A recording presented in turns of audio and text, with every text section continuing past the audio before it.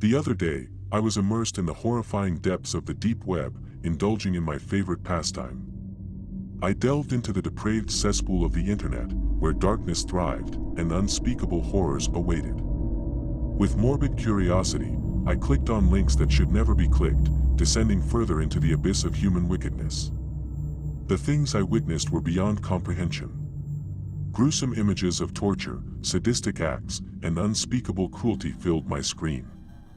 I gazed upon the darkest corners of the human psyche, where monsters reveled in anonymity, free to unleash their true selves.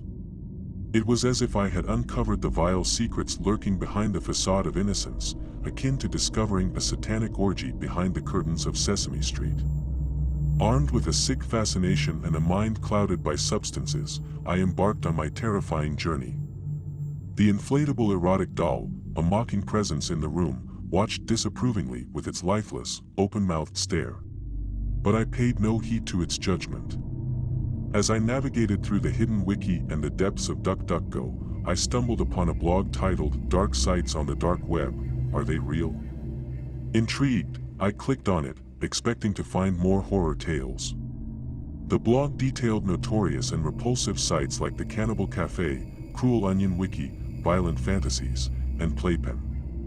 But one unnamed site captured my attention.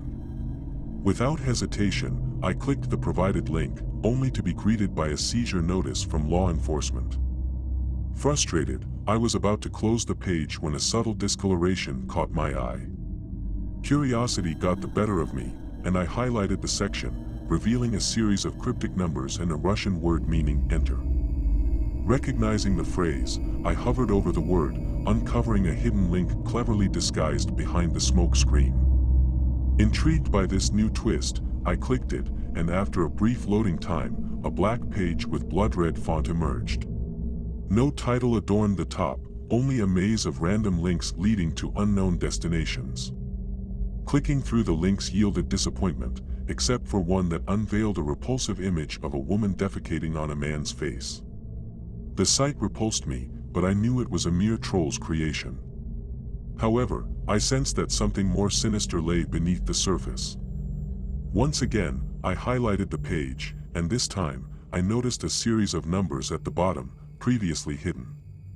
They were arranged in a specific order: 4, 9, 11, 6, 2, 7, 12, 1, 3, 8, 10, 5. The numbers intrigued me, and I felt they held a clue.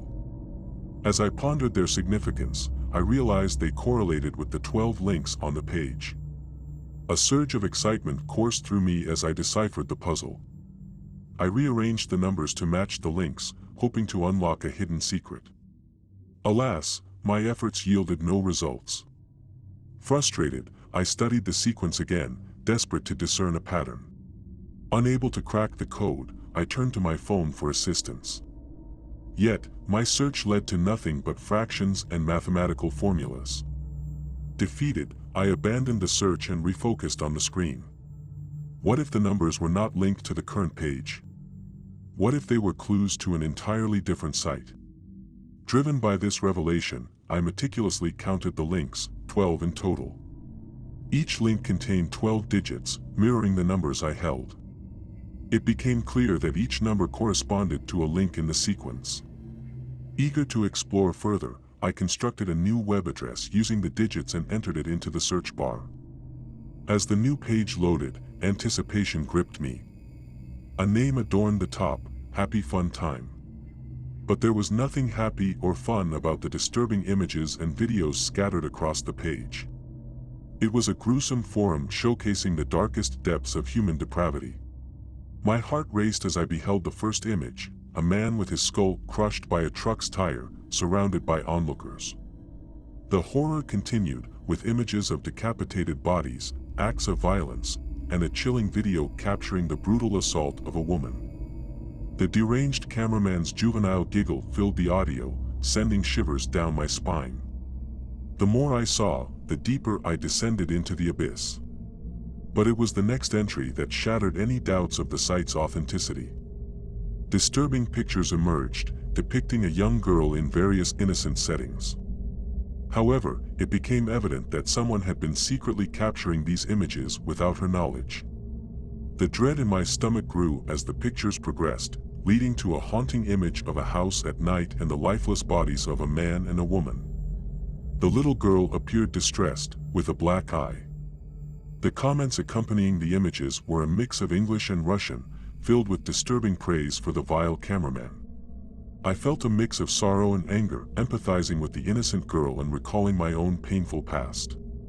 Driven by a surge of emotion, I made the mistake of confronting the forum's members, calling them out for their monstrous actions. To my horror, one member responded with a string of numbers, which turned out to be my IP address. Panic washed over me as he revealed my personal information, including my full name and address. The realization of my folly hit me hard. I had forgotten to protect my identity. I shut down my computer, but it was too late. An unfamiliar black van parked outside my house, and a creeping sense of dread consumed me. I heard the sound of someone scaling my fence, followed by the shattering of glass. Footsteps echoed through the house, growing closer with each passing second.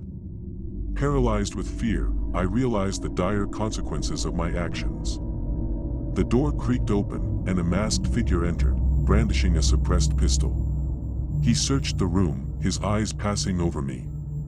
Unbeknownst to him, I had prepared a decoy, a doll seated at my desk. With stealth and determination, I lunged at the intruder, overpowering him and taking control of his weapon. I reveled in the moment, relishing the power I held over this predator-turned-prey. Inflicting pain upon him, I felt a sick satisfaction, knowing that justice was being served. His arm snapped backward as bones cracked, leaving him writhing in agony. The tables had turned, and the hunter became the hunted. But my thirst for violence grew. The taste of power and the satisfaction of vengeance had ignited something within me. No longer content with targeting the unsuspecting, I craved a greater challenge, a predator to prey upon. The world became my hunting ground, and I became the monster I had encountered on the deep web. To those who dwell in the darkest corners of the internet, including the users of Happy Fun Time, be warned, I see you. And if you, dear reader, share in these abhorrent fantasies, our paths may cross one day. The Chronicles of Sig Sepsis continue, with each episode featuring a new participant. My insatiable hunger for darkness and my craving for twisted encounters pushed me further into the depths of depravity. The persona of Sig Sepsis became notorious in certain circles, attracting a clientele with perverse tastes and desires. My skills, refined and taboo, were sought after by those willing to indulge in the most unspeakable acts. To hunt monsters, one must become a monster. I reveled in the perverse satisfaction of seeing the eyes of predators widen in fear as they realized their helplessness. The torment they had inflicted on others now returned to haunt them, a vicious cycle of poetic justice. Their terror fueled my insidious delight, and I relished in the adrenaline rush coursing through their veins, enhancing the flavor of their flesh. But the thrill of targeting the unsuspecting masses eventually lost its allure. Shooting fish in a barrel grew mundane, and I craved a new challenge. I yearned to confront the wolves, those who roamed the dark web with their sinister intentions. Their twisted desires were far more captivating than the feeble lambs. With meticulous precision, I sought out these predators, selecting targets who had no connection to me and no reason to suspect my intent. The satisfaction of turning the tables on them, watching their confidence crumble, and their fear take hold, was a feast for my dark soul. As their eyes widened in realization, they became mere playthings in my macabre game. The dopamine rush, the euphoria that accompanied each gruesome encounter, became my addiction. It was a sweet honey that intoxicated my mind, blurring the lines between right and wrong. Each life I claimed became a testament to my dominion over death. I reveled in the knowledge that I held their fate in my hands. But the insatiable hunger within me could not be quelled by the bloodshed of the wicked alone. It called for a greater challenge, a more exhilarating hunt. The whispers of the darkest corners of the internet led me to a clandestine society that thrived on the pain and suffering of others. In the shadows of this hidden world, I encountered a network of like-minded individuals, each with their own perverse desires. They reveled in their anonymity, relishing the twisted camaraderie that flourished in their depravity. It was within this vile realm that I discovered a secret society, an underground gathering where the darkest fantasies were realized. To gain entry, one had to prove their worth. I showcased my skills, my insatiable appetite for terror, and my ability to turn the tables on those who preyed on the innocent.